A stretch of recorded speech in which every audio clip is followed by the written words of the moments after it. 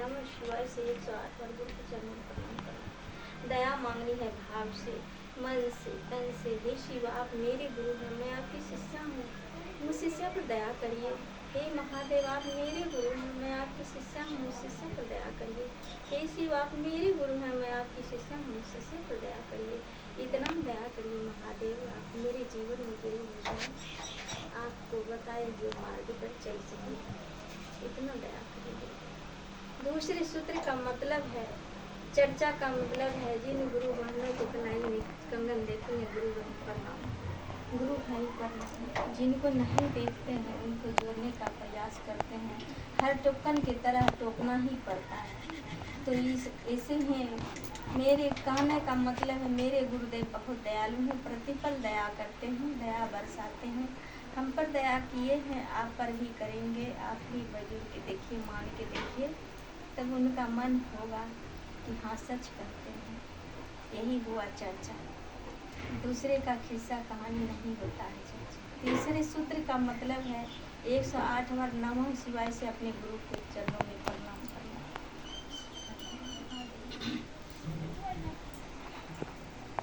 चलते चर्चा की ओर।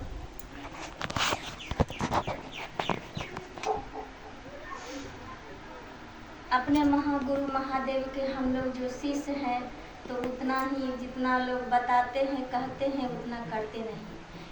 कहना बहुत आसान है लेकिन करना बहुत कठिन है। लोग कहते हैं संभवे गुरुवे नमः, संभवे कह देता है लेकिन आसानी नहीं होता। कहने का तो कुछ भी बोलने का है, लोग बोल देते हैं, लेकिन उसका मतलब कुछ और होता है। अपने महागुरु महादेव के हम लोग चेला हैं, हमारे साथ हरदम महादेव चलते रहते हैं। और जब हम सोते हैं तो निर्विघ्न जिसे कहते हैं, निर्विघ्न सांस चलती है, सांस लेते हैं तो नमः होता है, छोड़ते हैं तो शिवाय। तो 24 घंटा अगर मन में अगर ये बातें याद रहे कि हम क्या बोल रहे हैं, क्या कर रहे हैं। चाहे तो कितने विद्वान ऐसे हैं अभी भी जो कहते हैं कि हम गिनती करते हैं, लेकिन उतना कर नहीं पाते। गिनती करते करते तो नींद पड़ जाती है, कब क्या हो गया ना हो गया कुछ पता ही नहीं चला। लेकिन नमः शिवाय की सांस चलती है, ये नमः शिवाय 24 घंटे जपन करता है। तो चलते हैं आगे की ओर। ये तो सब लोग जुड़ चुके हैं और जहाँ तहाँ जैसे तैसे जो मन जिसको होता है वैसे कहते हैं। और पूजा पाठ में जो जिसका दिल कहता है वही करता है। हमको मन है भगवान को सजा लेना, हमको मन है घर में आसनी लगा लेंगे, हमको मन है आसनी नहीं लगाएंगे, हमको मन है हम नैवेद्य नहीं चढ़ाएंगे, इसमें कहीं रोक टोक कुछ नहीं है। भैया ये सब बातें नहीं बोले कि मन चाहे प्रसाद चढ़ाओ चाहे नहीं चढ़ाओ, तो ये तो अपना मन की बात है। सब बात तो मन से ही सिद्ध होता है।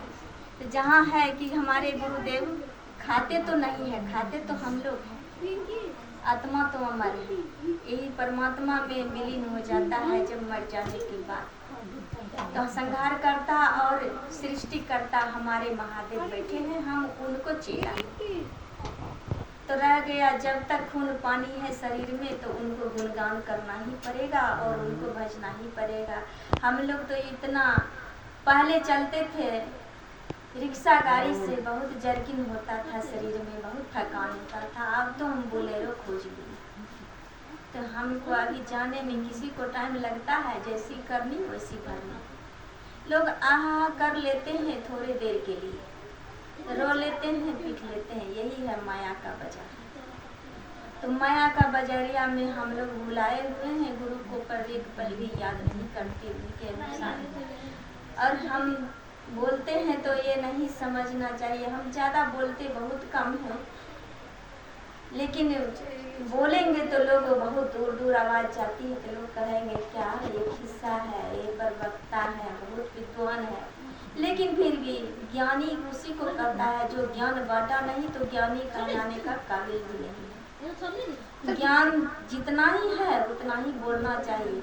अगर स्कूल में हम जाएंगे और पढ़ेंगे नहीं, गुरु के बात पर नहीं चलेंगे, तो हमारे गुरुदेव क्या समझेंगे। मेरे विद्यार्थी आगे बढ़ा या पीछे, कुछ सीखा कि नहीं सीखा। घर आते हैं तो हमारे माता पिता बच्चों पर दबाव बनाते हैं, कि क्या पढ़ के आया। इसीलिए मेरे गुरुदेव के मंच से मैं बोल रही हूँ और उन्हीं के आदेश से इतना भी जो भी दो शब्द बोला अगर जाता है तो उन्हीं का महिमा है। ऐसे साधारण सी व्यक्ति कहीं इधर उधर बोलने के लिए भी किसी को नहीं आता था, अब तो सभी को बोलने आ गया है।